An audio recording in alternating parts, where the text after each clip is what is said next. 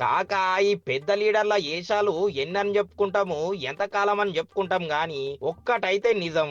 ఇళ్లకు జనాల కట్టాలు రైతన్నల గోసలు అస్సలు పట్టాయి.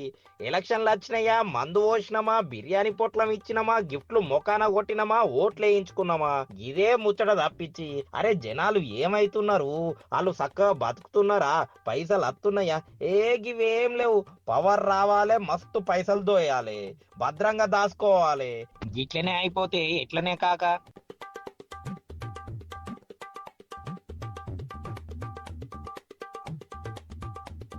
ఇయ్యాల రేపు చేన్లల్ల చెమటలుగాకే రైతన్నల కండిషను చాలా ఆగమాగం కాబట్టి అరే పొద్దంతా పొలం కాడ వండే, పంట చేతికత్తుందంటే ఆడనే వండే, ఎండనక వాననక ఆరోగ్యం ఖరాబ్ అయినా పట్టించుకోక రైతన్నలు కష్టపడితే శివరాఖరికి వాళ్ళకి వచ్చేది లేదు, సచ్చేది లేదు.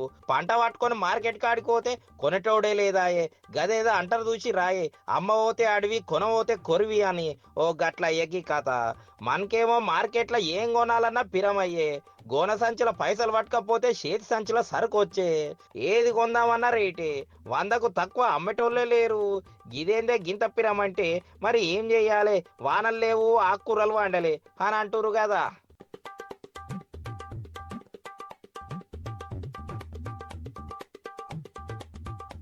రైతు బజార్ల రేట్లు మస్తు పిరముండే.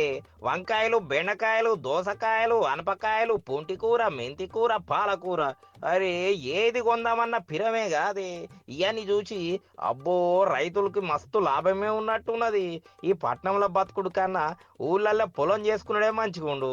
పంట చేతికత్తే చాల్తి, పైసలే పైసలు అని అనుకుంటుమి. ఈ రైతులకైతే మంచిగున్నది, మాసిన తువ్వాల శనినంగి వేసుకుంటురు గాని పైసలు మాత్రం మస్తు కమాయిస్తున్నారు అని అనుకుంటి. కానీ కాక పాపం వీళ్ళ కథ వేరేగున్నదే.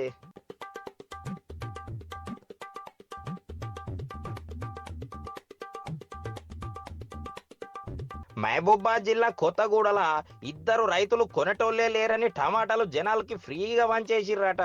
హౌ కాక నిజమే, నేను నమ్మలేదు గాని పాపం వాళ్ళ గోస చూస్తే మస్తు బాధేసినది. భూపతిపేటల రైతన్నలు కొండ సారయ్య, మోహను, సురేందరు వీళ్ళు వాళ్ళ పొలాలలో టమాటా వేసిండ్రు. పంటేమో మస్తుగా వచ్చినది. అరే ఈ పారి పంట మంచిగా ఉన్నది, అమ్ముతేనైతే పైసలు మస్తు వస్తాయి అనుకుంటా కొత్తగూడ అంగడికి ఉరుక్కుంటా వచ్చిండ్రట. ఇక ఆడ కథ వేరే లెక్కున్నది పో.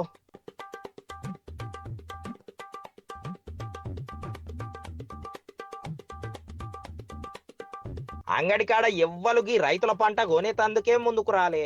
అరే అన్న కొనరా, అదే తక్కువకే అమ్ముతాం, సరుకు తెచ్చిన కిరాయి అన్న అత్తే చాలు మాకు అనుకుంటా పాపంగా రైతన్నలు కండ్ల నీళ్లు తీసిర్రు.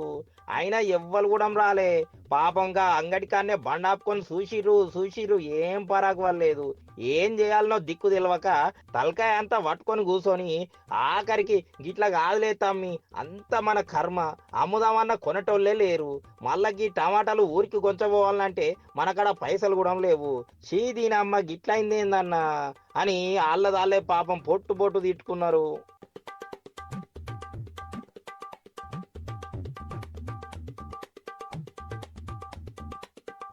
ఇక పొలం పనుల మీద యాష్టకొచ్చి ఇక జన్మల పంట వేసేది లేదు, అంగడికి వచ్చేది లేదు. ఏంది మనకి గోస అనుకుంటా టమాటాల్ని గాడ వచ్చిన ఆడబిడ్డలకి ఫ్రీగా వంచేసిర్రు. ఫోన్లే ఆడబిడ్డలకి ఇస్తే పుణ్యమైన వత్తదేమో అనుకున్నారో ఏమో కాక తెచ్చిన సరికి అంతా గిట్లా ఉత్తగానే ఇచ్చేసి తువ్వాలు ఊపుకుంటా ఇంటి దార పట్టిర్రట.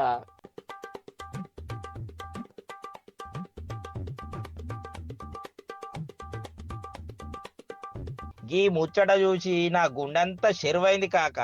ఈ రైతులు ఏం పాపం చేసిర్రని గింత కట్టమచ్చే. పంట ఏసుడే తప్ప, పొలంలో చెమటలు పట్టేటట్టు కట్టబడుడే తప్ప, అంగడికి అమ్మేతందుకు వచ్చిందే తప్ప, లేదంటే గీ నాయకులకు ఓటేసుడే తప్ప నాకొక్కటి అర్థమైతలేదు. అయినా మనకు బుద్ధి ఉండాలి కాక.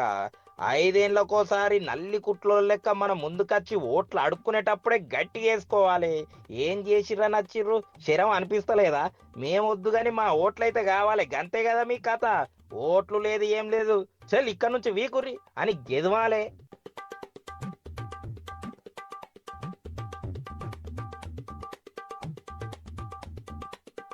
కానీ మనం ఏం చేస్తున్నాం కాక, నిన్న మున్సిపల్ ఎలక్షన్లో చూసినాం కదా, ఓటికి ₹1,00,000 ఇచ్చిర్రని మస్తు ఖుషి అయితిమి. ఇప్పుడు ఏమాయే గెలిచినోడు పోసిన పైసలు వెనకకు తీసుకోకుండా ఊరుకుంటాడా ఏంది? పైసలు పెట్టి ఓటు కొన్నోడు కాడ మనం ఏం ముఖం పెట్టుకొని వెళ్తాం? ఏమని సమస్యలను చెప్తాం? మనము ఎంత చెప్పినా ఆడై తింటాడా? పైకేమో ఏ చూస్తా చేసుడే అని చెప్పినా లోపట్నైతే అరే గీళ్ళకి ఎందుకు చేయాలి? ఉత్తగానే ఓటేసిర్రా, నా పైసలు ఇచ్చినా బరాబ్బర్ కొన్నా అని అనుకోడా కాక?